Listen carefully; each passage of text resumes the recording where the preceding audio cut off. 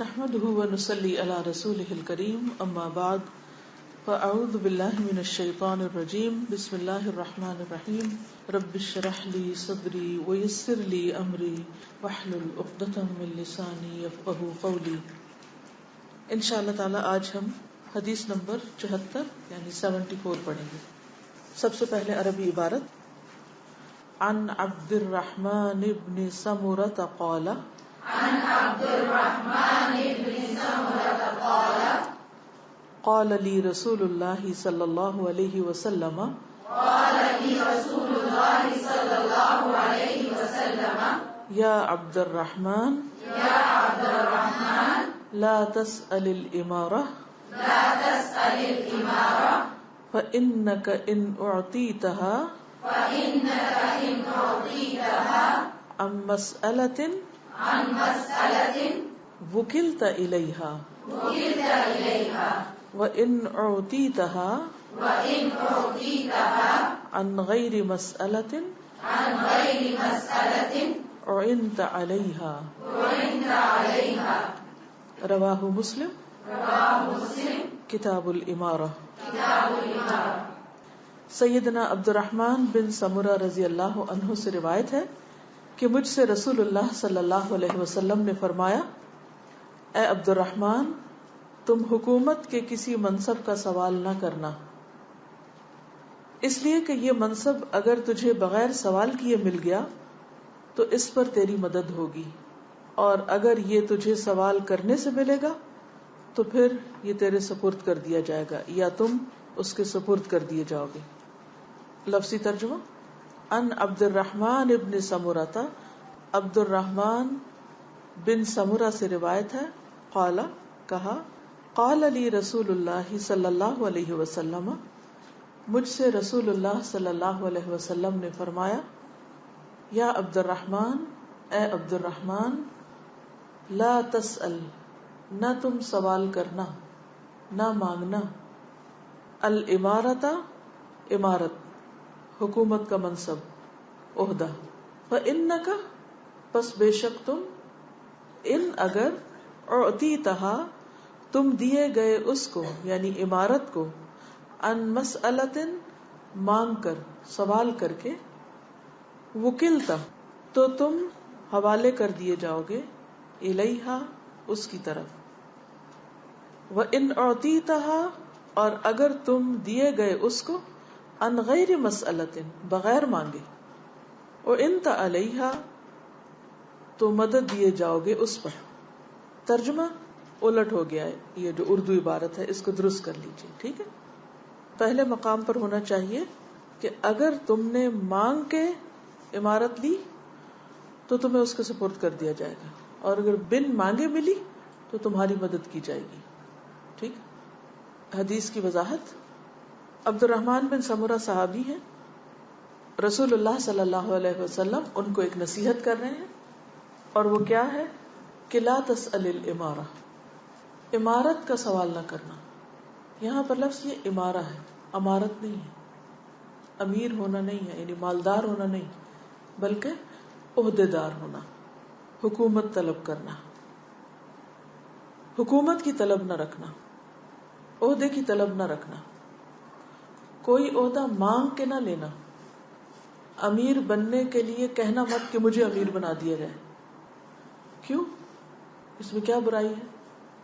فَإِنَّكَ إِنْ أُعْطِيتَهَا، کیونکہ اگر تم اسے دیے گئے، ام مسئلۃ، سوال کے بعد، سوال کر کے، یعنی تم نے مانگا اور تمہاری طلب اور تمہاری چاہت کی وجہ سے تم کو ملا، تو کیا ہوگا؟ وکلت الیہا، تم اس کے حوالے کر دیے جاؤ گے. کیا مطلب حوالے کر دیے جاؤ گے؟ یعنی مشکل میں پڑ جاؤ گے، نبھا نہ پاؤ گے. لیکن وَإِنْ أُعْطِيتَهَا، اگر تم دیے گئے اس کو، عن غیر مسئلۃ، بغیر مانگے، بن مانگے، تمہیں ذمہ داری سپرد کی گئی، تمہارا شوق نہیں تھا، تمہاری طلب نہیں تھی، خواہش نہیں تھی، تمہیں چن لیا گیا اس کام کے لیے، تمہاری اہلیت کو دیکھ کر، تم پر ٹرسٹ کرتے ہوئے، تو پھر تم اس پر مدد دیے جاؤ گے. یعنی اللہ کی طرف سے بھی مدد آئے گی اور بندے بھی تمہیں سپورٹ کریں گے. اب دو صورتیں ہوتی ہیں. ایک یہ ہے کہ انسان عہدے کے لیے خود بھاگ دوڑ کرتا ہے، کسی الیکشن میں کھڑے ہوتا ہے، پھر وہ لوگوں سے ووٹ مانگتا ہے، اور پھر وہ لوگوں کے پیچھے جاتا ہے، لوگوں کو خوش کرنے کے لیے ہر طرح کے کام کرتا ہے تاکہ لوگ اس کو امیر بنا لے اپنا. اس کا نتیجہ کیا ہوتا ہے کہ لوگ اس کو اپنے ہاتھ میں لے لیتے ہیں، وہ لوگوں کے ہاتھ میں کھلونا بن جاتا ہے، کیونکہ اس نے لوگوں سے مانگا تھا، اب لوگ اس سے طرح طرح کے مطالبے کر رہے ہیں. اس کے نتیجے میں وہ عدل و انصاف نہیں کر سکتا، کیونکہ اس کو پتا ہے کہ اگر میں نے لوگوں کی بات نہ مانی تو لوگ کیا کریں گے، مجھے ڈسکارڈ کر دیں گے، مجھے اپنا امیر نہیں بنائیں گے، مجھے ہٹا دیں گے. تو اس لیے وہ ان کو خوش کرنے کے لیے ہر طرح کے غلط سلط کام کرے گا اور انہی کے حوالے کر دیا جائے گا، یعنی اس کی باغ ڈور لوگوں کے ہاتھ میں آ جائے گی. لیکن اگر لوگ خود ڈیسائیڈ کریں، مل جل کر فیصلہ کریں اور اپنے کاموں کی ذمہ داری اس کے سپرد کریں کہ تم ہم میں بہتر ہو اور تم ہمارے امیر بن جاؤ، یا پھر کوئی اور اس کا نام سلیکٹ کر دے کہ فلاں کو امیر بنا دیا جائے اور اس کی اپنی چاہت نہ ہو بننے والے کی، تو اب کیا ہوگا کہ جو اس کو بنائیں گے وہ اس کو سپورٹ بھی کریں گے کہ ہم نے یہ کام اس کو دیا ہے کہ تم ہمارے لیے کرو. اور اس طریقے پر اس کو بندوں کی طرف سے بھی سپورٹ ملے گی، اور اسی طرح ایسے شخص کو غیبی مدد بھی ملتی ہے، یعنی اللہ کی طرف سے بھی مدد ملتی ہے. عام طور پر ہوتا کیا ہے، لوگوں کو امیر بننے کا، لیڈر بننے کا، بڑا بننے کا، عہدہ حاصل کرنے کا اور کوئی بھی کام خود سے ہی اس کو اپنے ہاتھ میں لے لینے کا بہت شوق ہوتا ہے. یہ انسان کی ایک ویکنس ہے، اس کو حب جاہ کہا جاتا ہے. جیسے انسانوں کے اندر مال کی محبت ہوتی، اسی طرح انسانوں کے اندر چونکہ بڑا بننے کی محبت ہوتی ہے کہ مجھے بڑا مانا جائے، تو اس کا نتیجہ کیا ہوتا ہے کہ وہ دوسروں کی لیگ پلنگ کر کے، ان کو چھوٹا ثابت کر کے، ان کو پیچھے کر کے خود سب سے آگے جانا چاہتا ہے اور ہر چیز کو اپنے کنٹرول میں کرنا چاہتا ہے. یہ ایک فتنہ ہے، یہ ایک بہت بڑا امتحان ہے، بہت بڑی آزمائش ہے. اس کا نقصان کیا ہوتا ہے کہ انسان پھر سارا وقت اس کا فوکس یہ ہوتا ہے کہ کس طرح اپنے عہدے کو بچائے، کس طریقے پر وہ لوگوں کو کنٹرول کرے. سارا وقت یہی تانے بانے بنتا رہتا ہے، جس کے بارے میں عام طور پر پھر یہ آتا ہے کہ جی آرگنائزیشنز کے اندر یا حکومتوں کے اندر یا کہیں بھی جب چار لوگ اکٹھے ہوتے ہیں جی ان میں بڑی پالیٹکس ہے. وہ دراصل پالیٹکس ہوتی کس چیز کی کہ ہر کوئی کھینچ رہا ہوتا اپنی طرف کہ مجھے بڑا مانا جائے. وہ عوام کا خادم ہونے کی بجائے کس چیز کا شکار ہو جاتا ہے، اپنی نفس کا خادم بن جاتا ہے. پھر وہ کام کرتا ہے چاہے وہ عوام کے فائدے میں ہو یا نہ، دین کے فائدے میں ہو یا نہ، لیکن وہ اس کی حکومت یا اس کے عہدے یا اس کے منصب کو سپورٹ کرنے والے ہیں. اور پھر اس وجہ سے اور بہت سی خرابیاں پیدا ہوتی ہیں. اس لیے اسلام میں عہدے کی طلب، عہدے کی خواہش اور عہدے کی وجہ سے فخر کرنا یہ ناپسندیدہ امر ہے. کیا سمجھ میں آیا؟ اس طریقے سے بھی تو ہو سکتا ہے کہ انسان کا مقصد یہ نہیں ہو کہ میں کنٹرول کروں، میں لیڈرشپ کروں. اس کا مقصد یہ ہو کہ اس کو دکھائی دے رہا ہے کہ عوام بگاڑ کی طرف جا رہی ہے، تو میں اگر کچھ بھی ہو اگر وہ نصیحت کے ذریعے کر سکتا ہے، خیر خواہی کر سکتا ہے، وہ کسی بھی طرح لوگوں کی مدد کر سکتا ہے، اور اگر اس کے اندر ایسی کوالٹیز ہوں گی تو لوگ خود ہی اس کو آگے لے آئیں گے کہ نہیں آپ ہماری مدد کریں، ہمیں آپ کی ضرورت ہے. کیونکہ اس کے اندر اللہ نے ایک لیڈرشپ کوالٹی رکھی ہے، تو جب وہ لوگوں کی مدد کرنے لگے گا تو لوگ اس کی طرف خود ہی بڑھیں گے. لیکن یہ جو خواہش ہے اور عہدہ مانگنا ہے، یہ بہرحال فار شور اسلام میں ناپسندیدہ، اس میں تو کوئی ڈاؤٹ ہے ہی نہیں. ہاں اگر وہ عہدہ کسی خاص اسکل سے متعلق ہے، مثلا آپ آئی ٹی میں ہیں، آپ اپنا سی وی دے دیتے ہیں کہ میں اپنی خدمات پیش کروں، میرے پاس یہ اسکل ہے، جیسے یوسف علیہ السلام نے اپنی اسکلز بتا دی تھی. اس صورت میں اگر وہ چاہیں تو آپ کو رکھ لیں. اب کیا ہوتا ہے جب آپ دیتے ہیں اپنے سی وی تو یہ تو نہیں ہوتا کہ وہ ضرور آپ کو رکھ لیتے ہیں. اگر وہ مناسب سمجھتے ہیں تو وہ آپ کو رکھتے ہیں نا، اور اگر وہ مناسب نہیں سمجھتے تو آپ کو نہیں لیتے. اور وہ بھی ایک سروس دینا ہوتی ہے، نہ کہ کسی حکومت کا سربراہ بننا ہوتا ہے. یہاں خاص طور پر کسی حکومت کی سربراہی مراد ہے امارت سے، لیکن اس کے علاوہ جہاں کہیں بھی لوگ اکٹھے ہوں اور ان پر کسی کو ذمہ دار بنایا جا رہا ہو، وہ پھر نچلے درجے پر وہ چیزیں بھی آ جاتی. ٹھیک ہے نا؟ یعنی جیسے گھر کے یونٹ میں کون امیر ہوتا ہے؟ شوہر ہوتا ہے، وائف اس کی مددگار ہوتی. اسی طرح کسی بھی آرگنائزیشن میں دیکھیں، کسی اسکول میں، کسی کالج میں، کسی کارپوریٹ میں، کہیں پر بھی آخر کسی نہ کسی کو تو ڈرائیور سیٹ پر بیٹھنا ہی ہے، تبھی وہ سارے کراؤڈ کو ساتھ لے کے چلے گا. کوئی شپرڈ ہوگا تو ساری شیپس کو لے کے جایا جائے گا. لیکن انسان اس کی خواہش نہ رکھے. اس کا ایک فائدہ یہ ہوگا کہ جب کسی اور کو بنایا جائے گا تو وہ اس کو ایکسپٹ کر لے گا.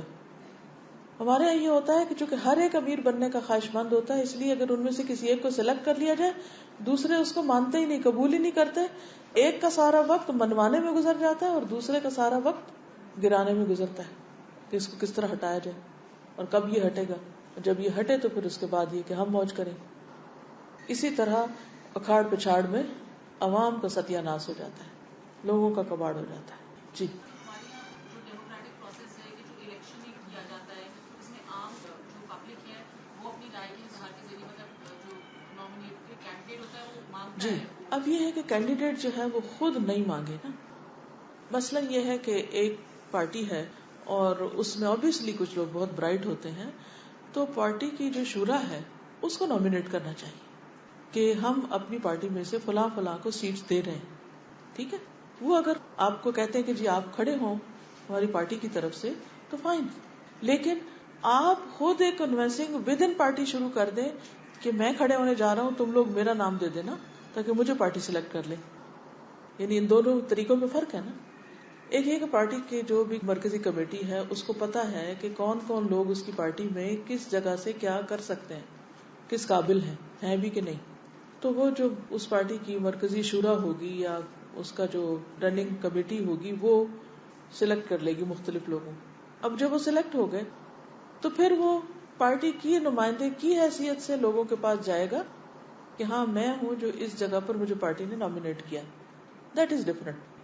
دوسری صورت کیا ہے کہ پارٹی تو آپ کو نہیں چاہ رہی لیکن آپ چاہ رہے ہیں کہ آپ کو سلیکٹ کر لیا جائے.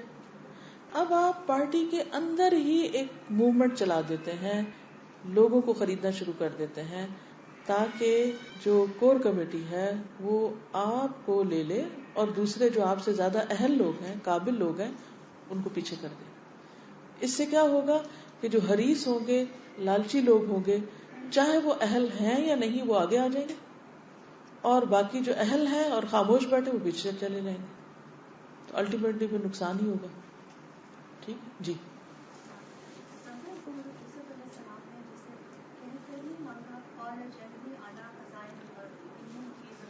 جی کیونکہ کوئی اور تھا ہی نہیں وہاں. نہیں مانگا اس طرح نہیں.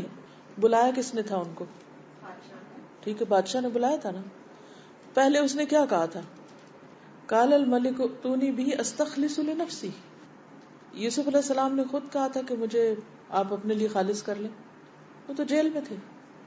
زیادہ زیادہ ان کی خواہش کیا تھی کہ ان کو جیل سے نکال دیا جائے، بس اس سے زیادہ تو انہوں نے کچھ نہیں مانگا. اب وہ جیل سے نکال لیے گئے اور اس کی وجہ جو بھی بنی، وہ خواب جو دیکھا گیا، اس کے بعد وہ آتے ہیں اور بادشاہ جب بات کرتا فلما کلمہ، جب اس سے بات کی، قال انک اليوم لدینا مکین امین. یہ کس نے سلیکشن کی ہے نا؟ بادشاہ نے کی. انک اليوم لدینا مکین امین. اس وقت انہوں نے صرف اپنی ایک آپشن دی تھی کہ بجائے اس کے کہ میں صرف بادشاہ کے ساتھ نتھی ہو جاؤں اور صرف بادشاہ ہی کا ایک مشیر خاص بن جاؤں، تو میں وہ کام کیوں نہ کروں جس سے عوام کو زیادہ فائدہ ہو. تو اس وقت انہوں نے اپنی چوائس بتا دی. حالانکہ بادشاہ کا مقرب بننا زیادہ بہتر نہیں تھا، زیادہ آرام کی زندگی ہوتی کہ بادشاہ کے ساتھ ساتھ رہتے، لیکن انہوں نے کام کرنا پسند کیا. کہا مجھے سٹورز پر مقرر کر دیں، میں ذرا ان کو دیکھ لوں. یعنی کہ آپ کی جو فوڈ کا جو سارا سسٹم ہے میں اس کو ٹھیک کر دیتا ہوں، مجھے پیچھے بھیج دیجیے. اب اس کو ذرا اس نظر سے دیکھیے کہ آپ کو کوئی ادارہ بلاتا ہے اور اس کا سربراہ کہتا ہے کہ آپ میرے مقرب بالکل خاص لوگوں میں شامل ہو جائیں، اور آپ کہتی ہیں کہ آپ مجھے اسٹور روم میں بھیج دیجیے، میں ذرا کتابیں ٹھیک کروں وہاں جا کے. یعنی کہ پیچھے ہو کے سارا آپ کا انتظام ٹھیک کر دیتی ہوں اور صفائی وغیرہ کر دیتی ہوں، باقی چیزیں ٹھیک کر دیتی ہوں، جس سے آپ کا انتظام ٹھیک ہو جائے گا، آپ کے لوگوں کو فائدہ پہنچے گا. اس میں آپ دیکھیے کہ یوسف علیہ السلام کیا کہہ رہے ہیں، عہدہ مانگ رہے ہیں، بڑائی مانگ رہے ہیں. تو اس کو عام طور پہ بہت مس انٹرپریٹ کیا جاتا ہے اس آیت کو کہ یوسف علیہ السلام نے وہاں عہدہ مانگا تھا. دراصل جب بادشاہ نے آفر کی اور انہوں نے دیکھا کہ خواب کی وجہ سے قوم پہ آفت آنے والی ہے، تو سب اللہ کی طرف سے دکھا دیا گیا. یہ خواب یوسف علیہ السلام کو بھی آ سکتا تھا، لیکن اللہ نے یوسف علیہ السلام کو نہیں دکھائی کہ اس کے دیکھنے کا فائدہ نہ ہوتا. وہ اس شخص کو دکھائی کہ جس کے ہاتھ میں اختیار تھا اور وہ کچھ چینج بھی لا سکتا تھا، اور یوسف علیہ السلام کو ایک ذریعہ بنا دیا. جب یوسف علیہ السلام نے وہ کام شروع کیا تو وہ اتنا زیادہ ان کو اپریشیٹ کیا کہ بادشاہ نے اپنے بعد ساری اتھارٹی ان کو دے دی کہ آپ جو چاہیں کریں. تو یہ دراصل ان کی اپنی کوئی خواہش یا تمنا نہیں تھی. یہاں کیا تھا، انہوں نے مانگا نہیں تھا، دراصل انہیں جو کچھ سامنے نظر آتا اس میں سے بہتر کا انہوں نے انتخاب کیا تھا، آپشن تھی. ٹھیک ہے نا. اچھا، اب آپ دیکھیے کہ جس چیز سے اصل میں منع کیا جا رہا ہے وہ ہے عمارت کا سوال نہ کرو، تمنا نہ رکھو، خواہش نہ رکھو کہ مجھے یہ کام دے دیا جائے، مجھے وہ دے دیا جائے، مجھے یہ بنا دیا جائے، مجھے وہ بنا دیا جائے. یہ نہیں ٹھیک، کیونکہ جو خود مانگ کر لے گا پھر وہ خود ہی کرے گا اس کو، پھر دوسرے لوگ پیچھے ہٹ جائیں گے، تعاون نہیں کریں گے. تو اچھا امیر وہ ہوتا ہے کہ جس سے لوگ محبت کریں، وہ لوگوں سے محبت کرے، وہ لوگوں کو فائدہ پہنچائے، لوگ اس کے مددگار بنے اور اس سے خیر کے کام میں، بھلائی کے کام میں ترقی ہو. یہ درست نہیں ہے کہ انسان خود ہی ہر چیز اپنے ہاتھ میں لے کے اور صرف اپنی ذات کو نمایاں کرتا پھرے اور اپنی ذات کو آگے بڑھائے. جی ساسا، اس کو دوسرے اینگل سے ایکسپلین کریں کہ اگر ایک شخص کو لوگ کہہ رہے ہیں کہ آپ اہل ہو لیکن خود کو اپنا اہل نہیں سمجھتا اس چیز ہاں، وہ ذمہ داری قبول نہ کرے جو اہل نہ سمجھے، کیونکہ نااہلی کی بنا پر ذمہ داری قبول کر کے کام کو بگاڑنا جو ہے وہ بہت بڑی مصیبت کا باعث ہوگا قیامت کے دن. نہیں، ایسی کوئی چیز کرنی نہیں چاہیے، یعنی کسی کا دل رکھنے کے لیے اپنے آپ کو ہلاکت میں نہ ڈالے. ٹھیک ہے نا. چلیے ہم آگے چلتے ہیں، مزید اس پر جو احادیث ہیں اس کو دیکھتے ہیں. یعنی حدیث کی وضاحت دیگر احادیث سے جو ہوگی اس سے آپ اور بھی فیصلہ کر سکتے ہیں. دیکھیے اس سے پیچھے حدیث ہم نے کیا پڑھی تھی کہ ہر شخص ذمہ دار ہے، ہر شخص کہیں نہ کہیں کا امیر تو ہے ہی. وہ تو ایک نیچرل کیپیسٹی میں ہر شخص کسی نہ کسی چیز کا رسپانسبل بن جاتا ہے، وہ نہ بھی چاہے تو وہ رسپانسبل ہے. اور ایک ہوتا ہے ایکسٹرا ایڈیڈ رسپانسبلٹی جو انسان خود لیتا ہے یا لوگ اس پہ ڈال دیتے ہیں. تو یہاں اس دوسری چیز کی بات کی جا رہی ہے. لیکن بات یہ ہے کہ کہیں کی بھی جو عمارت ہے یا ذمہ داری ہے اس کی حقیقت کیا ہے. دیکھنے میں وہ بڑی خوشنما لگتی ہے جب انسان دیکھتا ہے کسی بڑے کا رتبہ اور مقام اور اس کی پاپولیرٹی اور اس کا نام، name and fame and all these thing, تو انسان کہتا ہے کہ کتنے خوش قسمت لوگ ہیں اور ہم کتنے بدقسمت ہیں، ہمیں کوئی جانتا ہی نہیں. یہ بہت بڑا نفس کا دھوکہ ہے. کسی کی شہرت اس کی کامیابی کی دلیل نہیں ہے. اصل کامیاب وہ ہے، قرآن مجید میں کامیابی کا سکسیس کرائٹیریا کیا بتایا گیا؟ من زحزح عن النار وادخل الجنۃ فقد فاز. جو آگ سے بچا لیا گیا اور جنت میں داخل کر دیا گیا وہ کامیاب ہوا. یہ ہے اصل کامیابی. اور اگر کوئی چیز انسان کو آخرت کے عذاب سے نہیں بچانے والی تو زمانے بھر کی دولت بھی اس کے قدموں میں لا کے رکھ دی جائے تو وہ نقصان میں ہے، خسارے میں ہے. عوف بن مالک سے روایت ہے کہ نبی صلی اللہ علیہ وسلم نے فرمایا، اگر تم چاہتے ہو تو میں تم پر عمارت کی حقیقت واضح کر دیتا ہوں کہ یہ ہے کیا. سب سے پہلے یہ ملامت ہوتی ہے. جو بھی امیر بنتا ہے لوگ اس کو کسی نہ کسی طرح ملامت کرتے ہیں. اس کے بعد ندامت ہوتی ہے، انسان اپنے کچھ فیصلوں پر ریگریٹ کرتا ہے، شرمندگی ہوتی ہے، اور آخر میں روز قیامت عذاب ہوتا ہے. مگر وہ جس نے عدل و انصاف کیا. بھلا کون ہے جو اپنے قرابت داروں کے ساتھ انصاف والا معاملہ کر سکے. یعنی انسان کے لیے بہت زیادہ مشکل ہو جاتا ہے کہ وہ امیر ہوتے ہوئے، اتھارٹی رکھتے ہوئے، طاقت رکھتے ہوئے پھر وہ انصاف کرے. عمر رضی اللہ تعالیٰ عنہ کا انصاف تو ایک ایکسیپشنل چیز ہے کہ اپنے بیٹے کو بھی کوڑے لگوانے سے وہ گریز نہیں کرتے، یا جہاں جس کو بھی دیکھتے ہیں بغیر لاگ لپیٹ کے وہ ہر صاحب حق کا حق دیتے ہیں اور جس نے جرم کیا اس کو پکڑتے ہیں. لیکن ایسے لوگ کتنے ہیں؟ کیونکہ عام طور پر لوگ امیروں سے یعنی ذمہ داروں سے، لیڈر سے شکایت ہی کرتے رہتے ہیں، ان کو ملامت ہی کرتے رہتے ہیں. وہ 100 چیزیں بھی کرے نا، اور ایک چیز اگر لوگوں کی مرضی کے خلاف ہے تو وہ اسی پر ہی لے کے کمپلینٹ شروع کر دیں گے اور طرح طرح کی باتیں بنانے لگیں گے. اور پھر اس کے نتیجے میں کیا ہوتا ہے؟ ندامت. کیونکہ جب لوگ جھوٹے الزام لگاتے ہیں تو یہ سب چیزیں کیا بن جاتی ہیں؟ انسان کے لیے شرمندگی کا باعث بن جاتی ہے. ایک اور حدیث میں آتا ہے رسول اللہ صلی اللہ علیہ وسلم نے فرمایا لوگوں کے لیے سردار ہونا ضروری ہے لیکن سردار ہوتا جہنم میں ہے، کیونکہ سب کی ذمہ داری ہوتی ہے اس پر. یعنی ایک ضرورت تو ہے لیکن انجام جو ہے وہ بڑا ہی مشکل اور کٹھن ہے. نبی صلی اللہ علیہ وسلم نے فرمایا تم عہدے کا لالچ کرو گے اور یہ قیامت کے دن تمہارے لیے باعث ندامت ہوگی. اب یہ یاد رکھیے کہ عہدے سے مراد حکومت کا عہدہ اور پھر اس کے بعد جہاں جہاں یعنی پھر اسی درجے کی ملامت بھی اور عذاب بھی اور سزا بھی اور جزا بھی جس درجے کا عہدہ ہوگا، کیونکہ عہدوں کے مراتب ہوتے ہیں نا، کوئی ایک سکیل ہے، کوئی 20واں سکیل ہے، کوئی اس سے اوپر ہے، کوئی نیچے.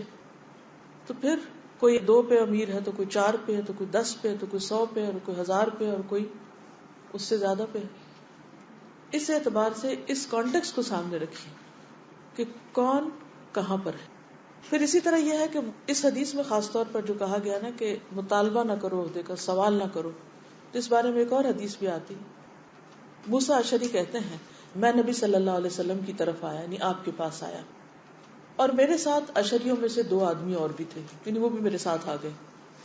ان میں سے ایک میری دائیں طرف اور دوسرا میرے بائیں طرف تھا، یعنی 3 لوگ اکٹھے جا رہے ہیں آپ صلی اللہ علیہ وسلم کے پاس، اور دونوں نے آپ سے کسی عہدے کا سوال کیا.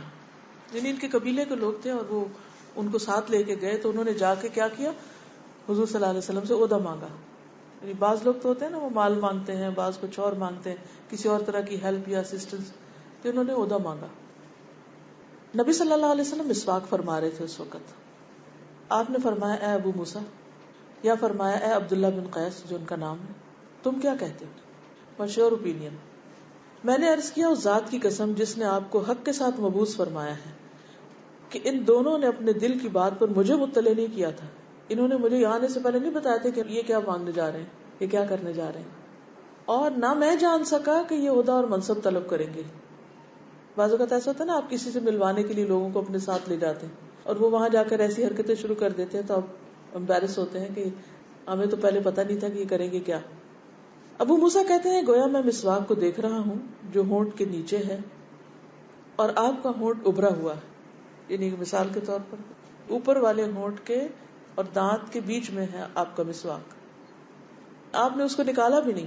آپ نے فرمایا ہم اسے کسی منصب اور عہدہ پر عامل مقرر نہیں کریں گے جو اس کا ارادہ رکھنے والا ہو، ہم اس کو نہیں دیں گے.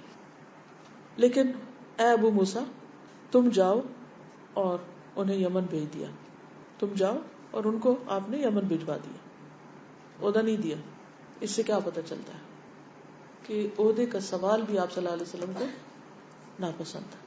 اور حضرت ابو موسیٰ جو تھے وہ اس وقت شرمندہ ہونے لگے کہ آپ کیا سوچیں گے کہ میں ان لوگوں کو ساتھ لے کر آیا ہوں یہ مانگنے کے لیے. کیونکہ آپ دیکھیں کہ انسان اپنی کمپنی کی وجہ سے پہچانا جاتا ہے نا. تو مثلاً آپ کہیں پر گئے ہیں ایز اے گروپ اور آپ کے ساتھی کوئی ایسی حرکتیں شروع کر دیں کہ جو پولائٹ نہ ہو، تو چونکہ آپ ان کو لے کے گئے ہوں گے تو آپ کو کیسا فیل ہوگا؟ کبھی کوئی ایسا تجربہ ہوا؟ بچوں کی تو بہت باتیں ہوئی کہ بچوں کو ساتھ لے کے جاتے ہیں وہ بدتمیزی شروع کر دیتے ہیں تو ماں باپ کو شرمندگی ہوتی ہے. لیکن بعض اوقات جن لوگوں کو آپ اپنے ساتھ کہیں لے کے جاتے ہیں کسی سفر پر، کسی کے گھر میں کہیں وزٹ کرنے کے لیے، تو ان کی وجہ سے بھی آپ کو بڑی شرمندگی ہوتی ہے. وہ ایسی بعض باتیں کرنے لگتے ہیں، ایسے کام کرنے لگتے ہیں، تو باقی لوگ کیا کہتے ہیں؟ مثلا کسی کے گھر آپ گئے ہیں 2-4 لوگ مل کے کوئی دین کی تبلیغ کرنے، مثلا کسی کو بلانے کے لیے کہ جی آئیے درس پر یا یہاں کوئی کلاس کرتے ہیں وٹ ایور، اور جب آپ گئے آپ ایک بات کرنے لگے ہیں تو آپ کی بات کاٹ کے جو آپ کے ساتھی ہیں وہ کوئی اور بات کرنے لگے، یا آپ ہی کی بات کو کنٹراڈکٹ کرنے لگے، یا کوئی ایسی بات کرنے لگے جس کے لیے آئے ہی نہیں. مثلا آپ گئے ہیں دین کی بات کرنے اور وہ وہاں جا کر کھانے اور ریسیپیز کی باتیں شروع کر دیں یا آپس میں باتیں خسر پسر شروع کر دیں، تو آپ کے لیے بہت شرمندگی کی بات ہوگی کہ یہ کیا ہو رہا ہے. اسی طرح ابو موسیٰ کی بھی یہی سچویشن تھی.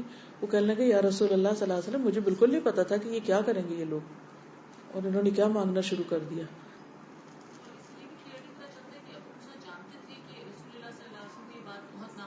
جی ہاں بالکل, کیونکہ ابو موسیٰ آپ کے قریبی ساتھیوں میں سے تھے, جبکہ یہ دو نئے لوگ تھے. تو جو لانے والا ہوتا ہے وہ ایک طرح سے ذمہ دار ہو جاتا ہے نا, جو مین پرسن ہوتا ہے وہ باقی سب کی حرکتوں کا ذمہ دار ہو جاتا ہے, کیونکہ لوگ بعض اوقات اس مین پرسن سے نہیں, ان کے جو آس پاس کے لوگ ہیں ان کی وجہ سے پہچانتے کہ یہ کون ہے. Man is known for the company he keeps.